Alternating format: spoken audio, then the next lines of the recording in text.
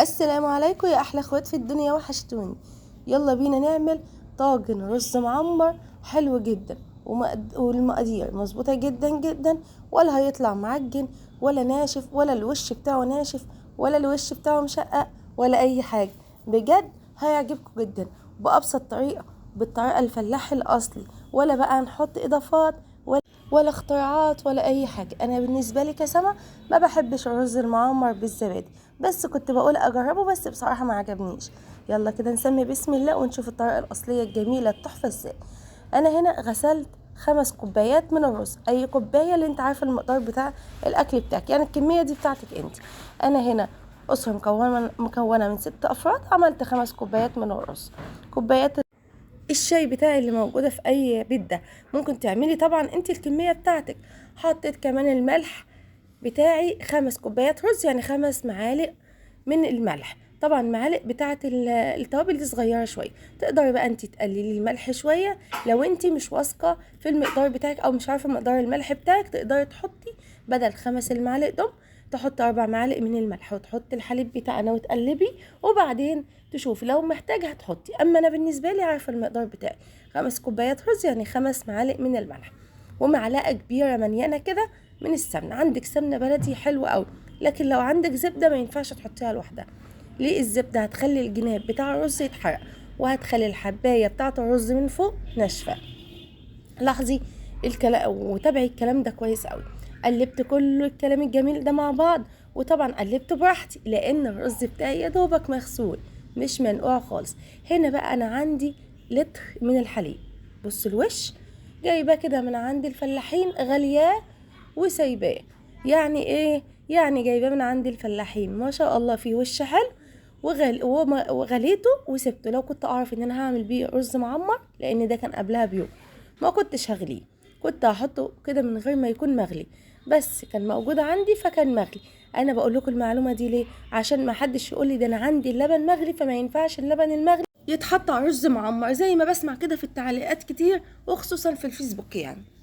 هنا انا حطيته، وحطيت كمان قد ايه، يعني انا عندي لتر من الحليب وحطيت عليهم كوبايه ونص من الميه. لو عندك حليب تاني ممكن تحطيه، مفيش مشكله، بس الاحسن تحطي له شويه ميه. شويه الميه ده هتفلفله معاكي.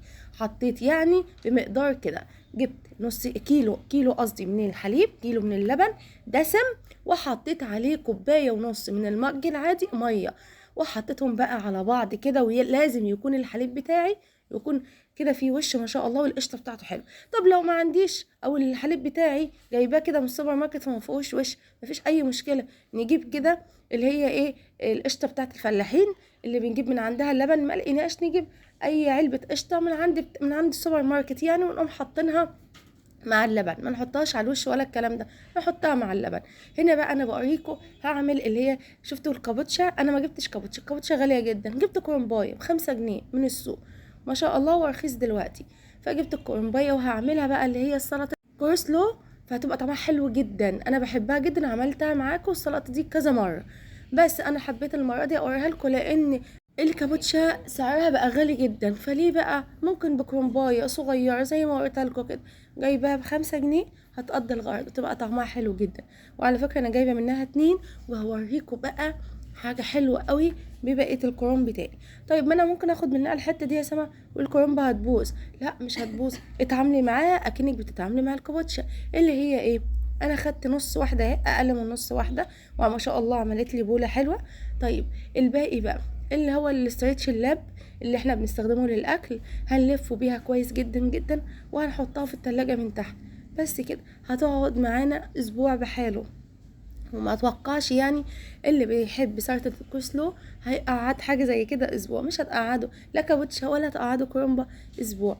بحبها جدا جنب الاكل. يبقى هنعمل بقى احلى واجمل طاجن رز معمر. وعلى فكرة نسيت اقول لكم، انا عملت الرز المعمر وسبته كده 10 دقايق، من 10 دقايق لربع ساعة، سايباه منقوع في اللبن. عرفتوا ليه انا ما نقعتهوش قبل كده في المية او ما نقعتهوش في لبن؟ انا عايزه الخطوه دي. انا خلصته خلاص، مش هحط عليه اي اضافات تاني، بس سبته بقى كده 10 دقايق. ال10 دقايق دول اكون شغلت الفرن وولعته على درجه عاليه، خليته يسخن قوي، وبعدين بعد ال10 دقايق حطيت الرز وبعدين مش محتاجه خالص ان انا اشغل من فوق. الا لو لقيته الوش بتاعه ما خدش لون، نسيت اقول لكم قبل ما بحط في الفرن على طول ما بين ايديا كده باخد شويه سكر واحطهم على الوش. اوعى تخاف، لا هيبقى مسكر ولا السكر هيبان ولا اي حاجه، بس هيدي لون تحفه وهيعمل تعادل مع الملح، فهيديكي شويه رز فظيعه، وكمان هيخلي الحبايه كده ما تتهريش معانا بتاعه الرز بجد. بس جربيها وما تقلقيش لو حتى في طاجن صغير، بس هتاكلي الطاجن ده والله اوعدك هتدعيلي. وهنا بقى انا كنت بوريكم ان انا جبت كرومبتين الواحده ب5 جنيه، احسن ما اجيب الكوباتشه غاليه، وعملت منها حته صغيره عملت لي كميه كبيره، وعينت الباقي لفيته في ستريتش لاب وبقى زي الفل. هنا بقى بعد ربع ساعه حطيته من تحت، اول ما خد لون وكان من فوق خد لون معايا على طول. ما خدش معاكي لون حطي بس اطفي من تحت وشغلي الشوايه حاجه بسيطه ويكون هادي.